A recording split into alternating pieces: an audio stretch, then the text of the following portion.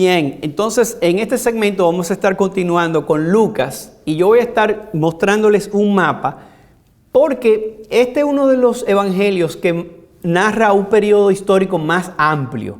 Si notan en el mapa, y lo tengo señalado con números, en el número 1 habla del anuncio del ángel a Zacarías en el templo de Jerusalén. O sea que toda la escena de Lucas lo inicia en la ciudad de Jerusalén. Antes de que naciera Juan el Bautista, antes que comenzara todo, esta es la primera vez que se narra en el Nuevo Testamento un evento de que Dios está hablando. Oigan lo que estoy diciendo.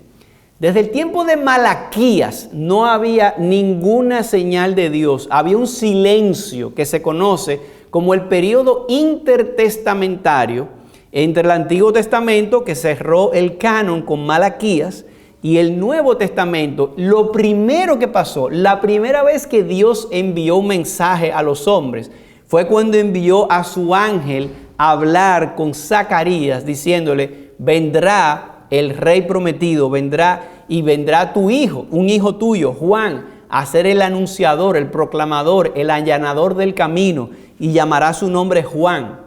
Y eso sucede en Jerusalén. Eso en el mapa lo ven en el número 1.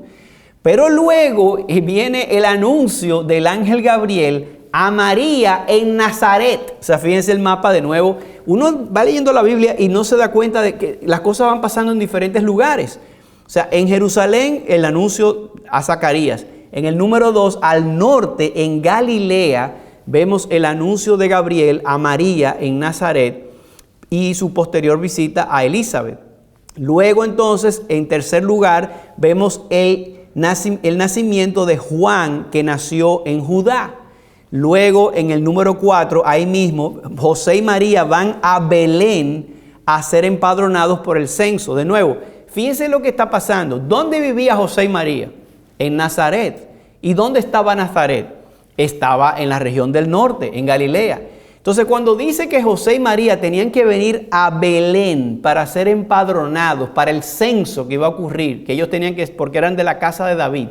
Bueno, porque esa casa de David le pertenecía, ellos tenían que estar en el sitio donde nacieron, en el sitio de donde eran ellos. Entonces, ellos vivían en Galilea, en Nazaret, pero ellos de su sangre eran de la tribu de Judá. Tenían que ir a ese lugar en Belén a ser empadronados. Entonces, ahí ustedes saben la historia, cuando ellos llegan a Belén, que es muy cerquita de Jerusalén, que no había lugar en el mesón, que tiene que estar aparte, da luz, etcétera. Y el niño entonces nace en Belén y luego entonces llevan al recién nacido al 8º día, o sea, a los 8 días, y lo presentan en el templo. Y ahí se ve en Jerusalén 2 personas que narra Lucas, Simeón y Ana. Luego sale la niñez en Nazaret, o sea que eventualmente después que él va al Egipto, vuelve, va a Nazaret, la niñez de Jesucristo se desarrolla en Nazaret y luego está el relato del templo de Jerusalén a los 12 años. O sea que el niño nace y crece nace en Belén, huyen a Egipto, van hasta Nazaret de nuevo, donde él crece. Para los 12 años es que hay otro evento donde él va a Jerusalén y entonces en Jerusalén él discute conversa con los maestros de la ley allí y entonces se ven esas dinámicas ahí distintas de diferentes lugares y luego entonces que él crece en Nazaret sujeto a sus padres, todo eso hasta el capítulo 2, está hablando, hasta el capítulo 1, versículos 51 y 52, luego finalmente viene el bautismo y la tentación de Jesús en el Jordán y luego en el desierto, en el Mar Muerto, para él ser tentado en el desierto. Luego tengo otra gráfica donde sigo numerando otros lugares de cómo Lucas habla de esto, de Galilea, de Nazaret. Pero fíjense el patrón general. El patrón general es Cristo nace en Belén, luego se desarrolla su niñez en Galilea, luego va a Jerusalén solamente a temas de festejos religiosos, al templo, a guardar la Pascua, etcétera. Pero luego de eso, entonces, cuando él arranca su ministerio público, primero va al Jordán, al sur de nuevo, a ser bautizado por Juan el Bautista. Luego de eso, entonces, va al desierto, todo eso es en la parte sur. Pero su ministerio, su gran ministerio, que él invierte mucho tiempo, es en Galilea, de donde él había sido criado allá arriba.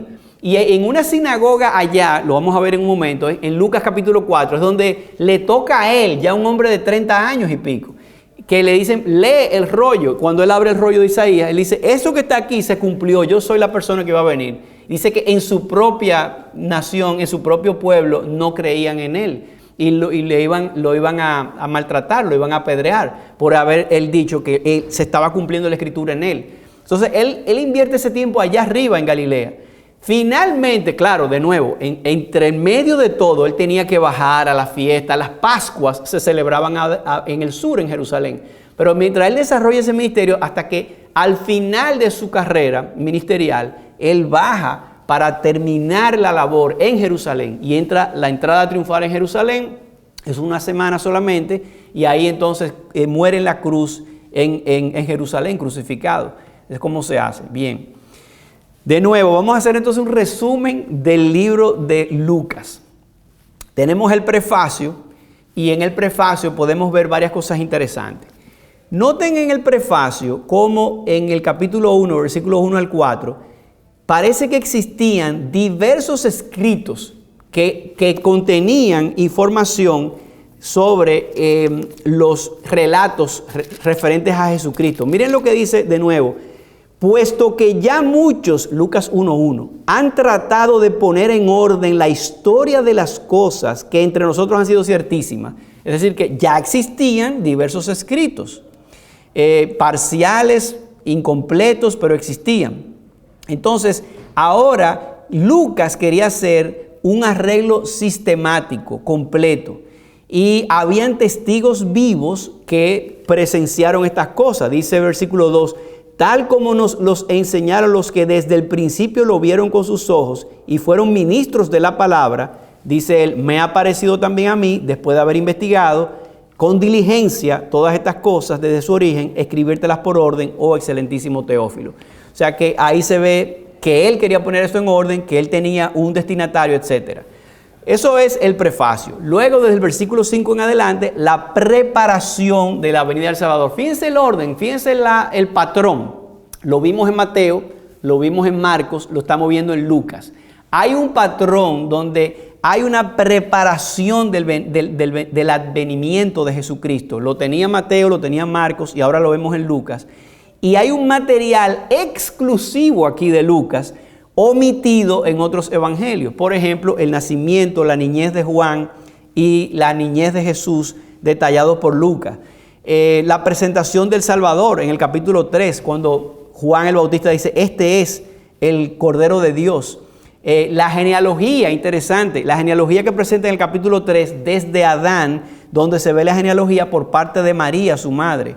Luego el ministerio del Salvador en Galilea, nuevamente capítulo 4, ahí se ve el ministerio de Cristo en Galilea, la tentación, después de la tentación en el desierto. A partir del versículo 14 hasta el capítulo 9, versículo 50, ese es el ministerio del Salvador en Galilea, hablando de su situación profética, de que la Escritura decía que era Él el Mesías, etcétera, etcétera.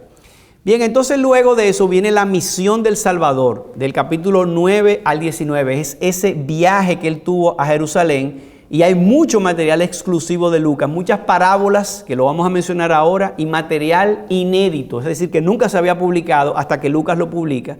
Y la última semana del Salvador, del capítulo 19 al 23, no hay mucha novedad con respecto a lo que hacen los sinópticos, pero hay algunos detalles que son diferencias, que son detallitos que Lucas aumenta ahí, lo pueden leer también en el libro de texto, no me voy a meter en esos detalles. Finalmente, en el capítulo 24 hay un relato bastante diferente, pero diferente no porque sea contrario, sino porque agrega mucho detalle en el tema de la resurrección.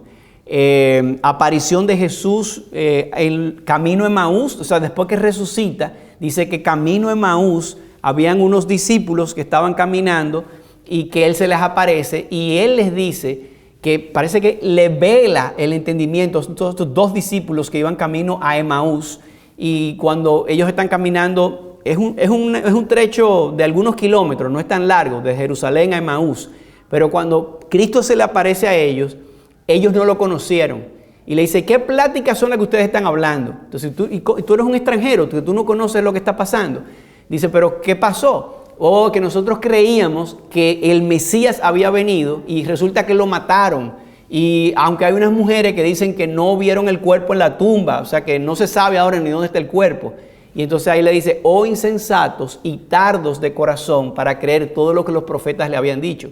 Y ese texto es importante. Yo les sugiero que estudien Lucas 24, porque en Lucas 24, en ese texto de los discípulos camino de Emaús, desde el versículo 13 hasta el versículo 45, habla de ese relato donde dice que Jesús les mostró, abriendo las escrituras, les abrió sus ojos para decirle todo lo que la escritura decía de él en la ley de Moisés, en los profetas y en los escritos, en los salmos. Es decir, que toda la escritura del Antiguo Testamento lo que habla es de Jesucristo. Y eso es un material exclusivo que tiene aquí Mateo. Hay una conexión de la historia del Antiguo Testamento con la doctrina y la predicación del arrepentimiento de Cristo. Bien, eso es un resumen general de lo que es el libro de Lucas, pero ahora veamos entonces las peculiaridades. ¿Qué cosas son realmente peculiares aquí? Bueno, primero, Lucas es un evangelio especialmente histórico. Es histórico. Es el único que relaciona el relato sagrado con la historia secular. Por ejemplo, un texto famoso sería el capítulo 3. Hay otros textos, pero voy a estar, por razón del tiempo, escoger algunos. Pero miren lo que dice en el capítulo 3. En el año 15 del imperio de Tiberio César, siendo gobernador de Judea Poncio Pilato y Herodes tetrarca de Galilea y su hermano Felipe tetrarca de Iturea, de la provincia de Traconite, y Lisanias y tetrarca de Abilinia, y siendo sumo sacerdote Anás y Caifás, en ese momento histórico vino palabra de Dios a Juan, hijo de Zacarías, en el desierto, etcétera, etcétera. ¿Por qué eso es importante?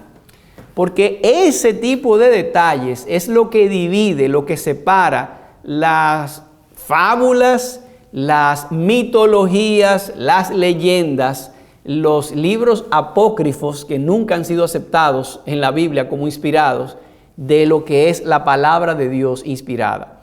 Lo que Lucas está diciendo aquí es que esto no es un cuento, esto no es una ficción, esto no es una novela. Aquí te está diciendo, en ese momento histórico, cuando Poncio Pilato era procurador, pasó esto, que vino palabra de Dios a Juan el Bautista y que vino palabra de Dios y que Jesús llegó. O sea que es un evangelio especialmente histórico porque relata muchos eventos históricos. En segundo lugar, Lucas es un evangelio universal. No hay un sentido regionalista. Recuérdense, Mateo habla a los judíos. Marcos habla quizás pensando más en Roma, en los romanos, en el latín. Lucas no. Lucas es universal. Es una manera de tratar a Cristo como que es que Cristo vino para todo el mundo. Cristo vino para salvar lo que se había perdido, pero en todos los sentidos, la mujer, el hombre, etc. De hecho, tan universal es que es destacado como un evangelio que toma en cuenta a la mujer. La palabra mujer aparece 43 veces, mientras que Mateo y Marcos juntos aparecen 49 veces entre los dos. O sea que en Lucas solo él aparece la palabra mujer 43 veces. Y realza el carácter de María, la madre de Jesús, eso no lo destaca nadie.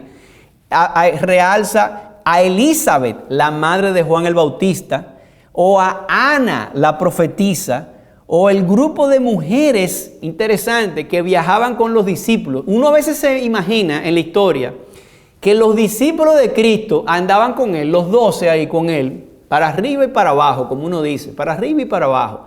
No, los discípulos andaban con mujeres y eso lo destaca Lucas. ¿Quién ustedes creen que iba a estar cocinando y preparando los preparativos y haciendo las cosas? O en el evento donde está Marta y María, que dice que Cristo llega y le dice, Marta, Marta, afanada estás con muchas cosas.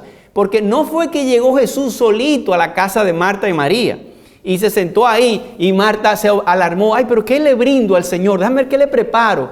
No. Es que Jesús llegaba con todos sus discípulos. Llegaron a la casa de Marta y María. Y dice que mientras estaban allí, María escogió estar a los pies del Señor escuchando su palabra. Mientras que Marta fue a preparar algo. Y Marta le dice al Señor Jesucristo, pero Señor, ¿y no te da cuidado? ¿No te importa que María está ahí sentada de vaga, verdad?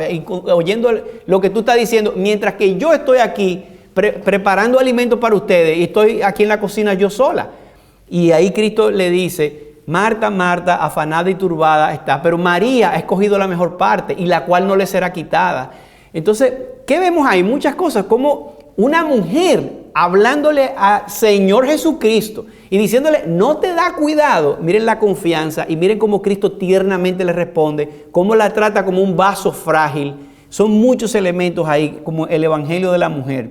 Ese grupo de mujeres que estaba con ellos, las mujeres que llevaron que estaban allí cuando lloraron mientras él estaba en la cruz, mujeres de Jerusalén, no lloren por mí, lloren por usted y por sus hijos. Eso solamente se ve en Lucas. O sea, Lucas se tomó esa delicadeza de hablar de la mujer, etcétera. Destaca también a los niños, no solamente a las mujeres. Señores, los niños no tienen tanta importancia. Nosotros vivimos en un mundo de adultos y más en ese momento. Pero aquí se toma Lucas el tiempo de hablar de la niñez de Jesús, del nacimiento, de Juan también. Y milagros sobre jóvenes o niños son registrados también en este evangelio. Destaca también a los necesitados, las personas pobres, las personas oprimidas. Lean el texto si quieren. Yo tengo en el libro, ahí está registrado todos esos textos donde aparecen todas esas ideas. Así que Lucas es el evangelio histórico, es el evangelio universal que destaca a la mujer, que destaca a los niños, que destaca a los necesitados.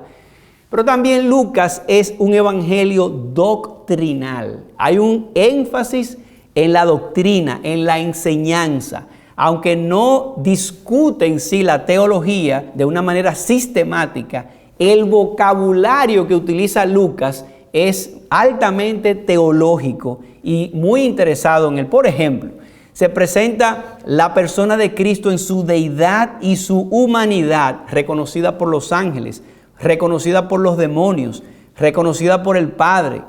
Habla del arrepentimiento. El arrepentimiento es una doctrina evangélica, teológica.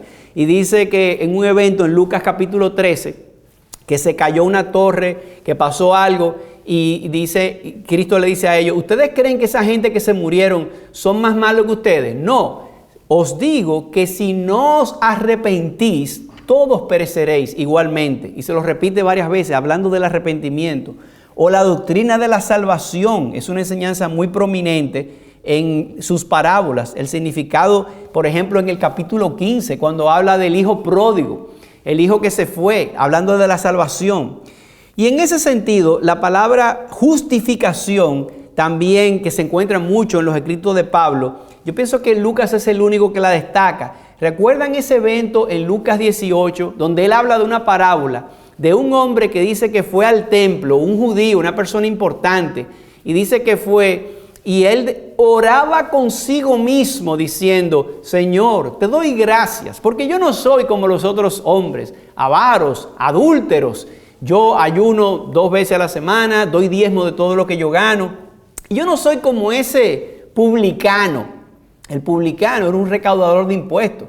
Es como que ahora usted conozca al ladrón más grande de su país, que es un ladrón, un político reconocido porque está robando de las urnas, de las arcas de la nación.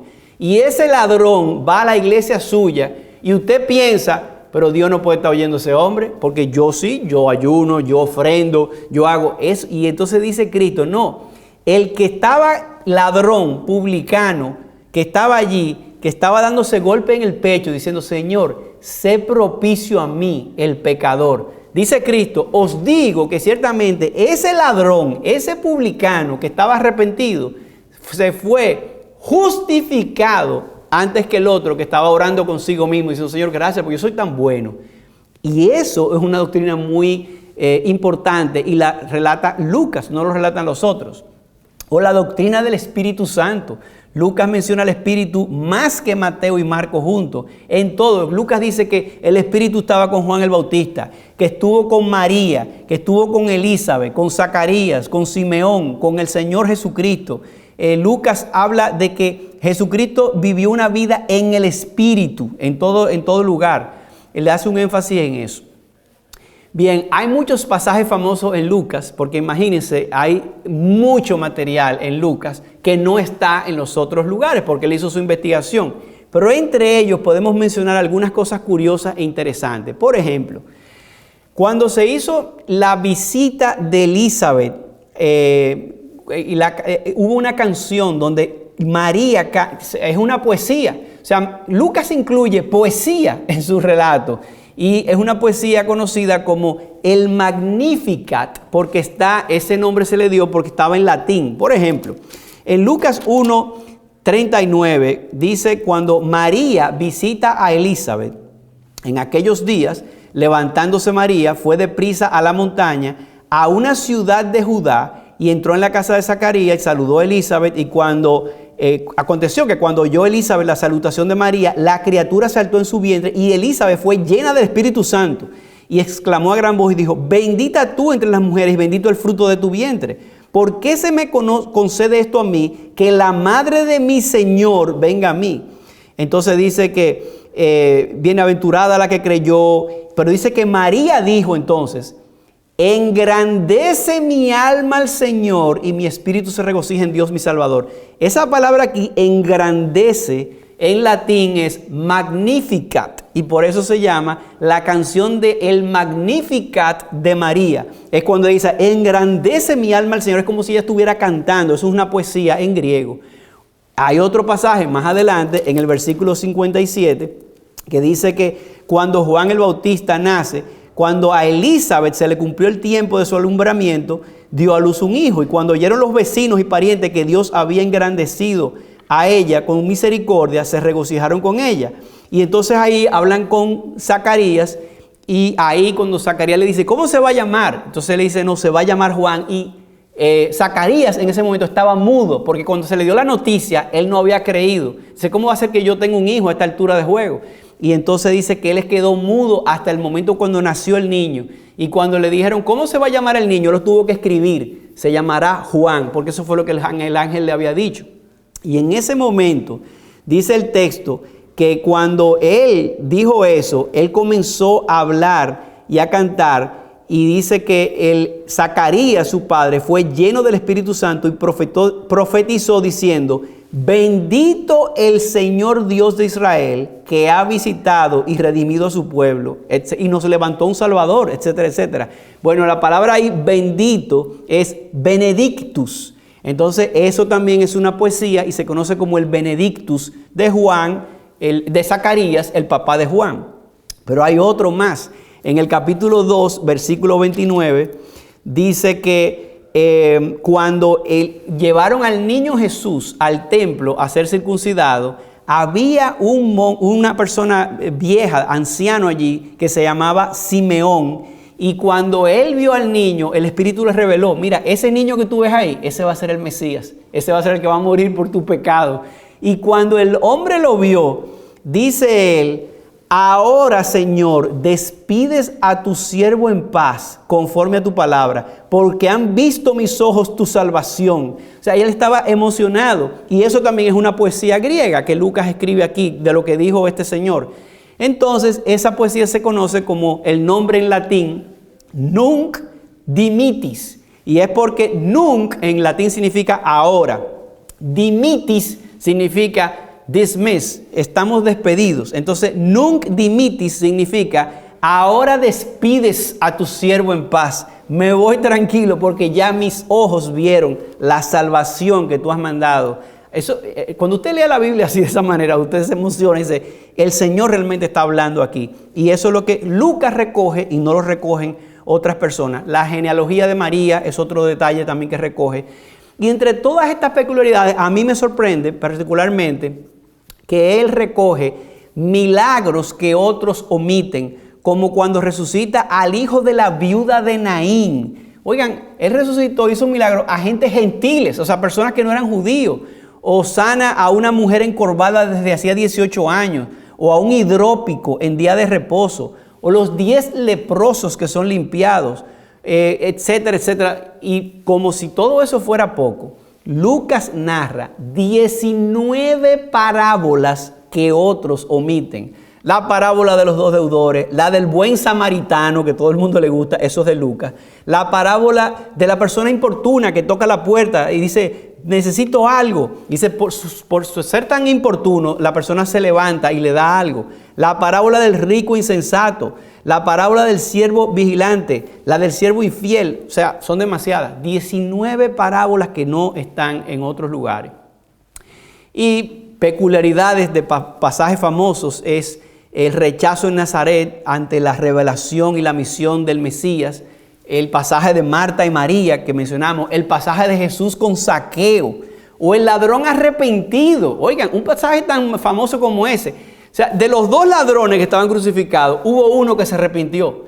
O sea, cómo Dios hizo un milagro de un ladrón que se estaba burlando de Cristo y en un momento Dios le hizo entender, dice, no, un momento, él no tiene razón de estar aquí porque él es justo, él es inocente, yo sí porque yo soy un ladrón. Dice, Señor, acuérdate de mí cuando estés en tu reino. Y Cristo le dice, de cierto te digo que hoy estarás conmigo en el paraíso. Eso solamente lo dijo Lucas. Lucas narró cosas que ningún otro, o los discípulos camino en Maús, que es un texto tan importante, donde Cristo muestra que él, todo lo que se habló Moisés, en la ley de Moisés, en los profetas y en los salmos, es de Cristo que está hablando, no es de otra cosa. Todo eso lo relata Lucas también. En resumen, y ya para concluir este módulo número 2 de los evangelios sinópticos, Lucas es un tratado histórico ordenado de los eventos relacionados a la vida y ministerio de Jesucristo, el amante salvador de todos los perdidos, de hombres y mujeres, de jóvenes y adultos, de ricos y pobres, de judíos y gentiles. Y tiene un enfoque histórico, un enfoque universal para todo tipo de pecadores y un enfoque doctrinal, porque habla de la justificación por la fe, del arrepentimiento, de algunas doctrinas claves. Y también tiene un material exclusivo que agrega 19 parábolas y más de 46 pasajes distintos que no están en los otros evangelios. La misión del Mesías es el tema de este evangelio, y yo quiero concluir Lucas leyendo este pasaje muy importante. En Lucas capítulo 4 se habla de la misión de Jesucristo. Fíjense lo que pasó. Cristo está en Galilea, al norte, le toca la sinagoga de su pueblo. Él está ahí ya, un hombre de 30 años que tiene la autoridad como hombre adulto de leer la palabra, y le toca el rollo de Isaías. Y miren lo que dice Lucas capítulo 4, desde el versículo 17. Voy a hablar desde el 16. Vino a Nazaret, donde se había criado, y en el día de reposo entró en la sinagoga conforme a su costumbre, y se levantó a leer. Y se le dio el libro del profeta Isaías, y habiendo abierto el libro, halló el lugar donde estaba escrito: el Espíritu del Señor está sobre mí, por cuanto me ha ungido. Acuérdense que la palabra ungido significa Mesías, Cristo. Me ha ungido para dar buenas nuevas, el evangelio, para dar buenas nuevas a los pobres. Me ha enviado a sanar a los quebrantados de corazón, a pregonar libertad a los cautivos y vista a los ciegos, a poner en libertad a los oprimidos y predicar el año agradable del Señor. Y enrollando el libro, lo dio al ministro y se sentó. Y los ojos de todos en la sinagoga estaban fijos en él. Y comenzó a decirles, él ahí sentado en la sinagoga: hoy se ha cumplido esta escritura delante de vosotros. Y entonces ahí es donde dice la misión de él. ¿A qué vino Jesús? Según esto dice, a lo que dice Isaías: yo soy el ungido, decía él en ese texto, que vine a pregonar la buena noticia y dar salvación a los perdidos, a los pobres, a dar libertad a los oprimidos. Eso fue lo que vino Cristo, y por eso es que en este seminario nuestra misión es entrenar a hombres y mujeres a demostrar y a proclamar ese poder liberador de que Dios vino a liberar en el evangelio, el poder liberador del evangelio del Señor Jesucristo. Bien, Con esto concluye Lucas. Sin embargo, yo quiero hacer un apéndice solamente para hablarles de un tema, ya para cerrar el tema sinóptico. Resulta que los teólogos hablan mucho del problema sinóptico y este es un tema que yo no lo voy a cubrir en este curso. O sea, ustedes no tienen que saberse esto de memoria. Pero yo quiero, ya que ustedes están dando en Knox esta materia del Nuevo Testamento, si ustedes continúan sus estudios, ustedes se van a topar con este tema y como yo estoy tocando los evangelios sinópticos, quiero decirles que los teólogos y los eruditos bíblicos hablan mucho de que cómo es posible que resulta que Lucas y Mateo tomaron material de Marcos, pero ¿por qué Lucas tiene tanto material que no está ni en Mateo ni en Marcos? ¿De dónde él lo sacó? Y si es inspirado, ¿de dónde fue que él hizo eso? Y habían varias teorías que le llaman el problema sinóptico. El problema sinóptico es no solamente Marcos, porque Marcos es una fuente común, pero ¿será que hubo alguna otra fuente de la cual ellos tomaron información? Ese es el problema sinóptico. ¿Cuál fue la fuente de la cual ellos se alimentaron? Entonces hay 4 teorías.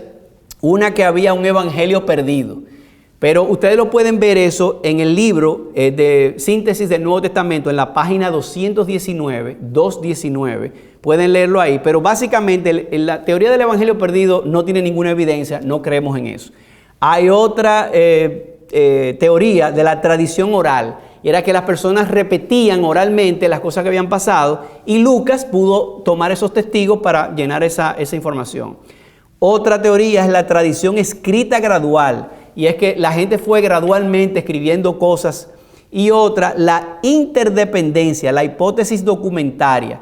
Es decir, considerando que Mateo y Lucas divergen en el orden y en el contenido, Mateo y Lucas reproducen el material de Marcos similarmente. Mateo y Lucas nunca concuerdan contra Marcos. Parece que Mateo y Lucas tomaron de Marcos. Eso es inevitable. Pero hay otro material que parece que ellos tomaron de otros lugares. Y hay una interdependencia en ese sentido. De hecho, muchos hablan de un famoso documento Q, como si fuera una fuente. Que la palabra Q viene del alemán Quell, que es como si fuera un documento fuente del cual se tomaron estas cosas. Pero la idea es, en conclusión, que nadie sabe a ciencia cierta. Nosotros lo que sabemos es que los hombres de Dios hablaron siendo inspirados por el Espíritu Santo y Él usó testigos, usó la tradición oral, usó documentos que la gente escribió, pero fíjense que el mismo Pablo en el libro de los Hechos, hablando de los griegos, cita a los poetas griegos, diciendo, como está escrito en sus propios poetas, porque linaje suyo somos, siendo pues linaje de Dios. Entonces, si él cita a esos poetas, ¿qué nos queda a nosotros? O los proverbios de Salomón, tienen proverbios que son dichos del pueblo. Todo eso está envuelto. Ahora, ¿qué diferencia hay? Toda la verdad es de Dios, pero ¿qué diferencia hay entre una palabra inspirada y otra que no es inspirada? Es que el Espíritu Santo quiso registrarla en este canon. Y todo lo que nosotros tenemos con Lucas, evidentemente no vamos a tener respuesta de dónde él salió, pero él dijo que él hizo la investigación a los testigos, a todas estas fuentes. Y ese es el problema sinóptico, que si ustedes siguen estudiando en su curso de seminario, se van a encontrar en algún momento estudiando más seriamente el Nuevo Testamento, pero es un problema que en lo personal lo tengo registrado en el libro de síntesis, pero no le veo tanto problema y tanto asunto a eso, pero quería cubrirlo solamente para que tengan esa información en caso de que les dé curiosidad y pueden investigar más. Con esto concluimos el módulo 2 y la próxima vez entonces continuamos en el módulo 3 con el Evangelio de Juan y otros temas que tenemos pertinentes. Hasta entonces.